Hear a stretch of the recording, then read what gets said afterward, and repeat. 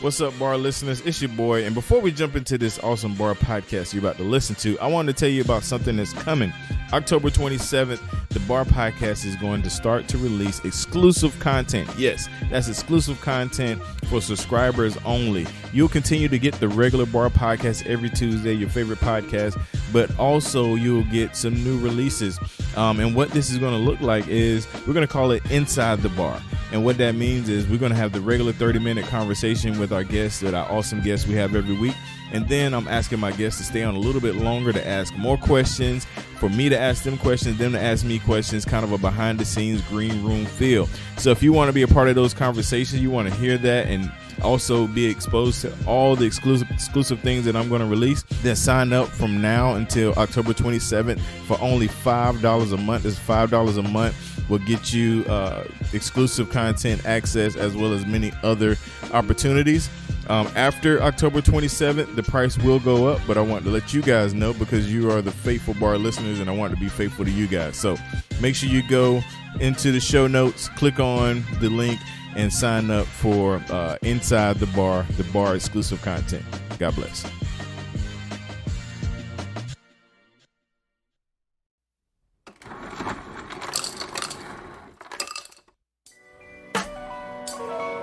Yo, welcome to the bar, come on and pull up a seat and open up your Bible, what a wonderful feast. The living bread, and we're discussing what it means for the streets, the inner cities and the burbs and every person we meet. This is where we challenge worldviews that we hear from world news. In light of the scripture, we are here to serve you. We're your source for resources to help you on your way as you battle mean forces. This is for the people who can see the importance of sound theology and the scripture that support it. And this is for the truth lovers, biblically reforming, preaching Christ to the nations. Yeah, welcome to the modern Reformation. Yeah, the Bar, biblical and reformed. Welcome everybody to the Bar. It's your boy Dwayne in the building, right back in here another Tuesday. Super excited as always to be coming through your speakers, through your earbuds, wherever you listen to the Bar. We're grateful that you're listening. And I love to start every show by thanking the listeners, man. Appreciate you guys rocking with your boy Dwayne for this many years, man. 4 years and counting. We've been doing the Bar podcast and we're just grateful, man. Just all the great things that came out of it. And like I do every week, I bring you an awesome guest. This guest I've known for a good while. We've been Facebook friends. You know, nowadays social media friends are a lot closer than like real life friends nowadays, man. Like I'm cooler with so many people I've never met face to face than I am with people that I grew up with. So this brother is right in that category, man. I have on none other than Mr. Eric. How you doing today, sir? I'm good, brother. How you doing? Hey, man, I am blessed. I'm good. Glad to have you here, man. Glad we was able to make this happen, brother. And I always like to give the guests kind of a quick moment to give the listeners like a background, like a tell a little bit about yourself. You got the space to do that right here. Yeah, I appreciate you having me on, man. Yeah, just a little bit about me. My name is Eric Muldrow. I am a former police officer with the Las Vegas Metropolitan Police Department. I have a over 20-year law enforcement background completely. I worked the prison system in Indiana. Shout out to anybody who's from Gary, Indiana. I used to work out, or in the Chicago area, I used to work at Westville Correctional Center back in the 90s when it was actually like a real prison, when it was a maximum security facility. That's where I got my start in law enforcement after leaving the Army. And in 92. And so fast forward to 96, I started working for the Las Vegas Metropolitan Police Department in the local county jail. And then in 06, I transferred out to the patrol side of the house where I worked as a firearms, a defensive tactics, an active shooter instructor, gang officer, counterintelligence officer, a terrorism liaison officer to be specific. And in 2014, I was able to retire. And the most important part about all of this is before I get to what I did post-retirement in 2010, the Lord graciously saved me. I lived most of my life as a hypocrite, saying that I was born again, but living in complete and utter rebellion to him. But in 2010, the Lord got a hold of me. And man, since then, my life has been radically transformed. So now in 2014, after retiring from the police, I just started seeing so much discussion and happenings about law enforcement, and so many people were asking questions, mainly around the not Freddie Gray. It was before that. It was the Eric Garner case. That's when people, I would say even before that, if you want to talk about Trayvon Martin, but in particularly talking about the police, the Eric Garner case. And I just started trying to share my voice on Facebook. And then I had an amazing opportunity from Will and Mickey Addison, from Aaron the Addisons. They had a great opportunity to go on their show and start talking about policing after the Dallas shooting, when all those officers got gunned down in Dallas. And man, ever since then, it just started billowing to the point in 2018, I just said, man, I need to take my training, my experience, my voice to a bigger platform if possible. And I started doing Code Red Conversations in 2018. It's a little hit or miss at times, especially trying to deal with YouTube and the struggles thereof. But man, it's been growing consistently particularly over this last year or so. Things have been happening. I've had tremendous opportunities to speak on larger and larger platforms and help the general public understand the issues when it comes to policing. Right. Yeah. Hope I wasn't too long-winded, bro. No, that was it, man. This is podcasting. And my listeners know the number one rule about podcasting is you do whatever you want. There's no boss. Like we can do it as long as we want. You're good. No cap, like the young folks say, no cap. So man, what I love, because Eric, I think I found you through Virgil, I was already kind of, Christian brother, you're already rocking whatever. Right. But what I love about your perspective, and, your voice is it comes from a Christian perspective. Like there's a lot of people that have really good, they can analyze, they have the police background, whatever, but it all for you, the undertone is you are a believer, and so that's why you're almost like the immediate person that I jump to. So speaking about, red code and Code like Red. Code Red. I'm sorry. Code red, like the drink. Code Red Conversation. Code it's an easy Red. mix up. You're the only one. A lot of people get that mixed up. I bet. So speaking of Code Red, man.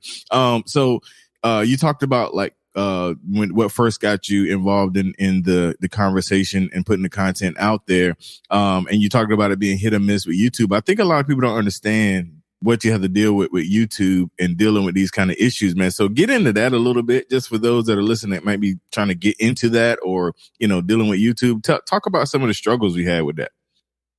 That it's a good topic to discuss this week in particular, because I've had two issues this week where when you put up content from a Christian conservative perspective, and which we know, just unless you're living under a rock, that's not what the mainstream media wants to hear. If you come with any type of non-woke perspective, man, you about to get shut down. So I don't know if it's YouTube.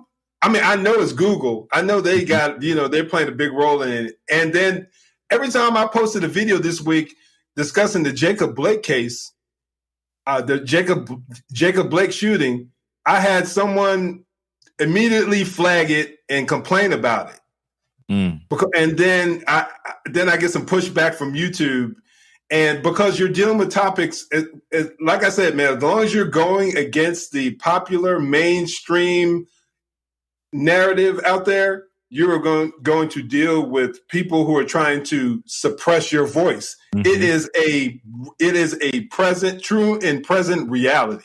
And I'm talking not just from what I've seen other creators have to deal with, but I'm talking about just from the things that I'm presenting, because the one video where I really go point by point through the dispatch call, the police radio traffic on the Jacob Blake case, I break it down. I present examples of shootings where officers allowed suspects to get back to their vehicle, and then they ended up getting gunned down. One of them died on the scene because he was kind of nonchalant about it.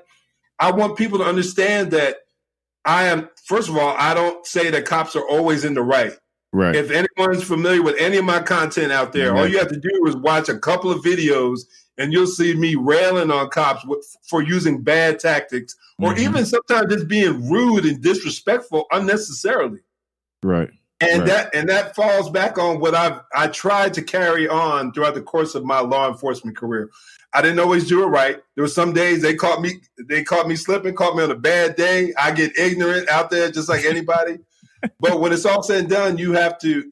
I was always brought back to, especially once the Lord saved me, especially then, and even when I wasn't saved, when I was just living in the world, I always had to deal with my conscience. My conscience was always there, which always told me right from wrong. But to wrap up what you were saying about the social media, man, there's just such a push out there to quiet those of us out there who think a little bit differently. And it's just really unfortunate. But, man, you know what? I know what I'm doing is a good thing.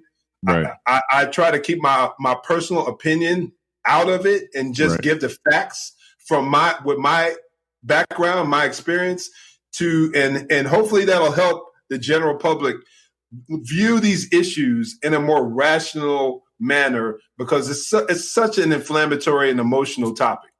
Exactly. Yeah, no, that's so true. And I'm glad you addressed that, man. And that's one thing that right now on podcasting, that's the issue we don't have to deal with, because the total post and distribute, is up to the content, creator. And then because there's so many, there's nobody policing it, like with YouTube, reviews. Yeah, somebody could write a bad review, but it's not like with YouTube and even Facebook. So that's very, very enlightening and disappointing, because like you said, conservative Christian, they're trying to quiet our voice. And so what that means is you just need more people liking and sharing your content. So everybody that's listening need to subscribe, like, share content. But so, you kind of touched on the Jacob Blake, and again, I don't know when this show is going to air, but when you rewind back to just a few months ago, we had George Floyd, the George Floyd incident, and you even talked about that. I remember can you talk about berailing the cops? You was talking about bad tactics with that incident and things like that. But I kind of went in a circle. But what I wanted to say was, unfortunately, and we talk about this on Just Thinking, because we live in a sinful world, this topic is always going to be a topic. Very true. Yeah, like we're talking about Jacob Blake now. By the time this show drops, it may be another name that everybody want to say their name, whatever. No doubt. So that's why I think it's so important what you do. So talk about the process, man. When something happens, because everybody, we usually get the narrative, like, man breaks up a fight, shot in the back by police. What process do you take to kind of gather information, think about it, analyze it? What's that process like for you? Excellent question, my man. The first thing I try to do is just sit back and watch the video or whatever information is out there. If it's and I'll watch the video. I'll watch it multiple times. And try to find any issues there. I'll see if there's any other information out there. And one thing that I always try to do, when you go, just talking about the day and age we're living in, when you go and do a Google search, usually the first main pages you get are people who share a certain perspective, a very liberal perspective. You see CNN, you'll see NPR, you'll see, I can go on and on. You'll see who else is out there. Vox, you'll see people like that reporting, MSNBC. So I'll keep scrolling. I'll read what they have to put out. And then I'll keep scrolling. Now I'll read a couple articles, and then I'll try to find local news agencies, because a lot of times the local news agencies report, a lot of them still care about journalism, and they try to be honest. And a lot of times you'll get a lot of facts that you won't get from some of your more mainstream media outlets. And then I'll see if there's anything on a more conservative leaning site.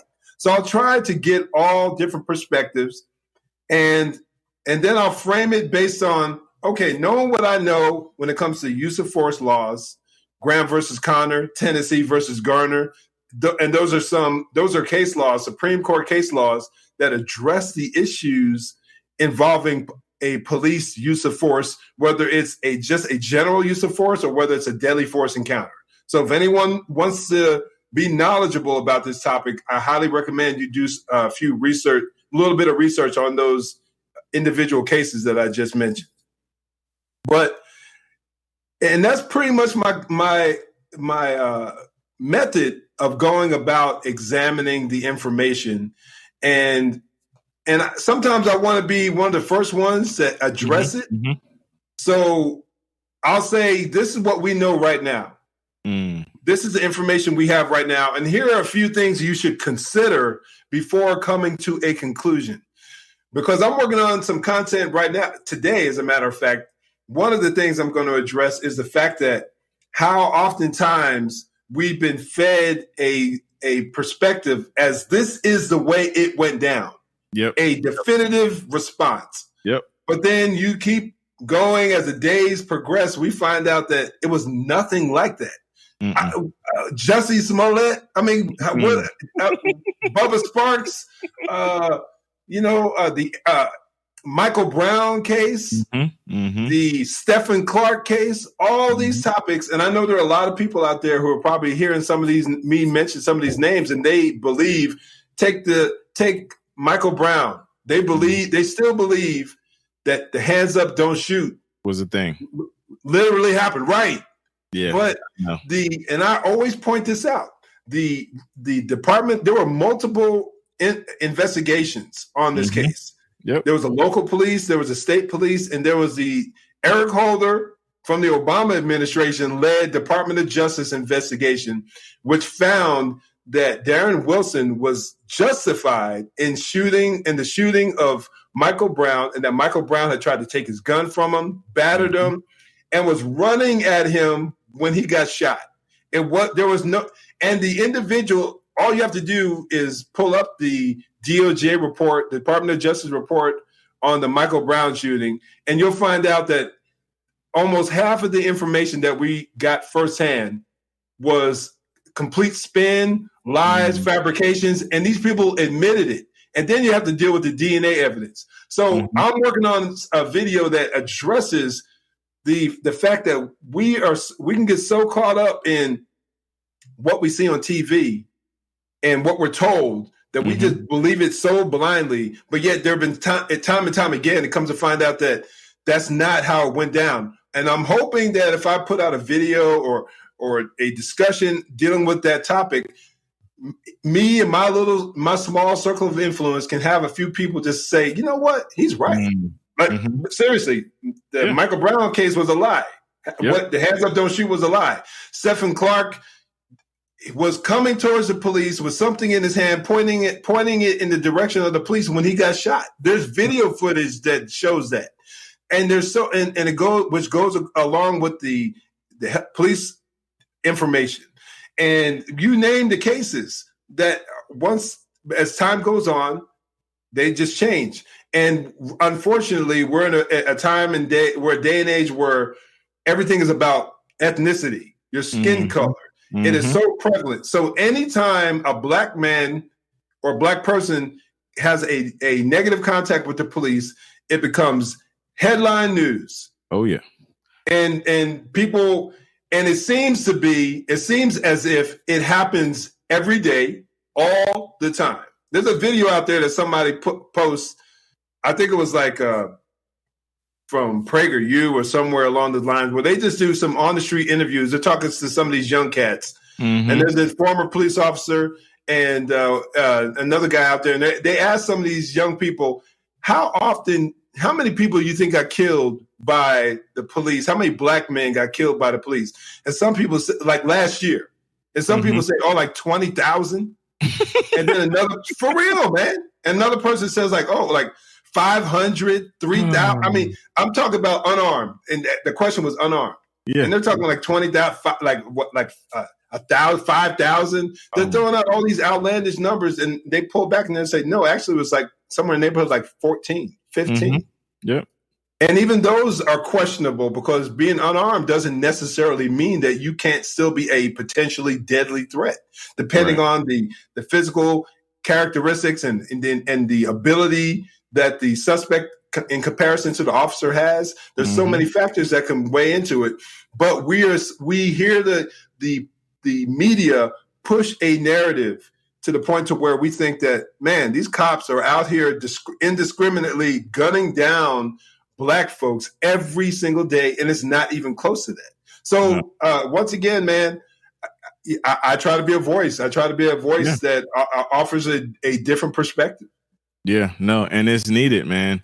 It's needed. Just like you said, you cover so much in that times, man. Like you talked about people that jump to conclusions and people that, just think these outlandish numbers. LeBron said that we're scared, and who's scared? Like you 6'8", 200 and like, what are you scared of? Like, really? So and it's very unfortunate. And he's got so much influence. Oh man, because of his position, and it really concerns me. Guys like that, it concerns me because they have so much influence, so much power. They tweet something, they say something, everybody is listening, and there's so much danger because you continue to push that narrative about how evil the cops are. There's no good, that ACAB, all cops are bad, and all that kind of stuff. They push that narrative. In other ways they interpret it also. You keep pushing that out there. What you're going to have are brothers who consistently, when they are stopped, one, they have an attitude. Yep. Two, they may have a higher likelihood of being combative, or they may have a higher likelihood of running. And so you combine those factors, the resisting factor in this whole mix, that's something that is almost never spoken about. And I want to say this clearly, brother, before we even get going, is I'm not saying that these cats deserve to die. I'm not saying that. But if you look at it all the way, if you look at Eric Garner, Freddie Gray, Stephen Clark, Alton Sterling, even George Floyd to some degree, Rayshard Brooks, Jacob Blake, what do they all have in common? They all resisted in some shape or form, or were committing a crime. Once again, I'm not saying that it correlates to them needing to die. Right. But if you are compliant when you come in contact with an officer, and aren't breaking the law when you come in contact with the officer, you astronomically reduce the chances of any harm, period. Coming to you. A lot of folks don't want to hear that, and it ain't popular to say, but that's real. That's the reality of it. It is. All you have to do, and if you don't, and I say this all the time, if you don't like the way the officer treated you, you feel as if your rights have been violated, there are options that you have. Powerful options. Going to internal affairs is real. I don't know any cop that wants to go to internal affairs. I know when I got called there, I'm like, oh man, what they going to say about me? What I do now? And you're trying to think about something you might have said to somebody or did, and you're going through it. I've seen cops lose their job. I know I got dudes that were my boys that went to prison. Cops went to prison for violating other people's rights, for breaking the law. So you have options out there as a citizen in this world. It isn't as bleak and dark as everyone likes to tell you. You have opportunities, you have options, and you can have contact with the police and walk away and be totally fine. It's real. Yeah, no, you're preaching, brother. If this is just thinking, I'll put the B3 on. If this is just thinking, I put a B3 on there, man. You preach it. Yes, sir. But man, I'm so passionate about this topic, man. Because I'm tired of seeing brothers out there dying, man, unnecessarily. No, that's facts, man. That's facts. All right, man. So right here, we're going to take a quick break, and we'll be right back. Hey, what's going on? It's your boy, Pastor Chris Hernandez. And this is Jimmy De Los Santos. And we're your boys from Solarcast. We're just a couple of average guys who came out of the charismatic movement to a reformed understanding of theology. That's right. Catch us with a new episode every Tuesday morning on all the platform networks, Spotify, Apple Podcasts, iHeartRadio, and the like. You can find us on Twitter and Instagram at Sola_cast. Also search for us on Facebook, like the page, share the page. Let's get to the meat. Let's do it.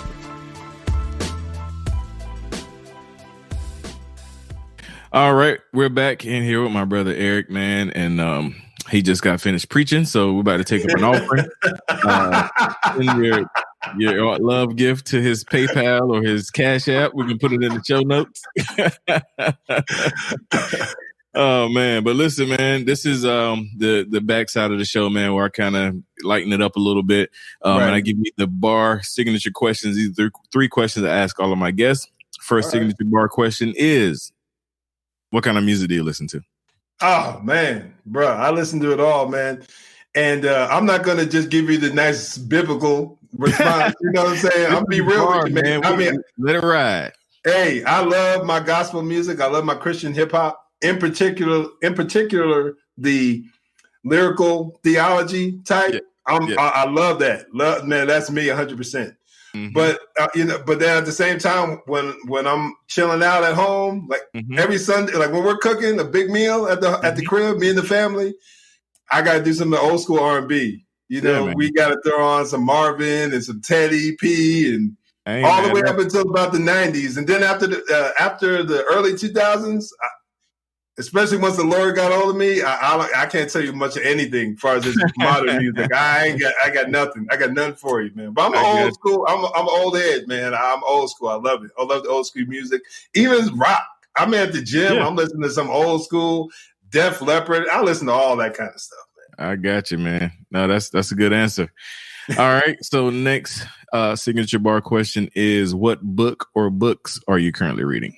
Oh, that's a good one, man. Right now, I'm in. There's a book on. I think it's titled "Understanding Genesis" by Jason Lisle. Nice. I'm reading through that book, and man, that's an excellent book. I'm skimming through my Kindle real quick to let you know exactly what I'm working on right now. But definitely the Jason Lisle book. I'm reading a book on mindset. It's by Carol Dweck. It's a book that talks about the growth mindset and the fixed mindset as far as goal achieving and being successful in life. Excellent, excellent book. And it's another one of those eat the meat, spit out the bones, because sometimes they get into the whole evolutionary psychology type stuff. So I just dismiss that nonsense. And, I'm working my way through a book titled Lethal Force and the Objectively Reasonable Officer. Gotcha. And that directly ties into everything that I do with Code Red Conversations, and it reminds me of some of the laws that involve an officer's decision making on the spot. So that's it, man. Those, I'm always in books, man. The family's always on me. Every time you turn around, I got another book coming in the house and all that kind of stuff. So I've been trying to ease up a little bit, to make everybody happy. But yeah, man, I'm a big time reader. That's good, man. That's awesome. All right, last signature bar question is, what podcasts or sermons do you listen to? Oh man, I'm big with the Dividing Line with James White. Love listening to his content. It's he played a big role in the Lord saving me. Actually, the biggest role, biggest ministry the Lord used was the Living Waters with Ray Comfort. Man, I'm telling you, I sat back and I used to just watch those episodes, those shows, just because I love the man on the street interviews. But after watching so many episodes and seeing that over and over again, the Lord used that long gospel presentation to just beat a brother up. And a few months into it, man, I was on my knees just asking myself the question: if I died today, would I be in heaven or hell? And if God was to judge me by my law breaking, would I be innocent or guilty? And I felt I was so broken and convicted that, I had no other choice but seek him and surrender to him. Right. So, I love what Ray and them brothers do with Living Waters and the Way of the Master. I'm big time, as I said, the Dividing Line. And what else do I listen to? The whole bar setup, man. You and Daryl and Virgil. I got a chance to do a conference with them in February, and man, just getting to meet them and chop it up. And I'm big with Abe, the Hamilton Corner, and Aaron the Addisons. Those are like the main ones that I listen to pretty consistently. Yeah. No, it's a dope list, man. Well, listen, I appreciate you coming on the show, brother. I always like to end off by giving you an opportunity to kind of close us out. Any words of encouragement, let them know where to find you, and then we'll be out of here. Yeah, you can find me on YouTube at Code Red Conversations. I'm also on Instagram under the same title and on Facebook under the same title, and things are growing there very quickly. And you can find me, Eric L. Muldrow, on Facebook. And our word of encouragement, man, sometimes we can live in, it seems like we're living in such dark days and there's so much hatred and animosity out there. We always have to understand that God is sovereign. He is in control, and none of this is taking him by surprise. And for anybody out there, just understand that everything you see on TV ain't necessarily the way it is. Good deal. That's words of wisdom for sure. So appreciate you again, Eric, coming on the show, man. Definitely been a fun ride. And make sure you guys subscribe to the YouTube, follow them on Facebook, all of that good stuff. We'll definitely have it in the show notes. To the Bar listeners, appreciate you guys tuning in to your favorite podcast, The Bar Podcast, coming out every Tuesday. Make sure you go to thebarpodcast.com, check out all the old episodes, and then go to the tab and hit the network. Check out all the episodes or all the podcasts in the network. Also, go to thebargear.com and pick you up some bar gear. Until next time, you guys, God bless, and we are out.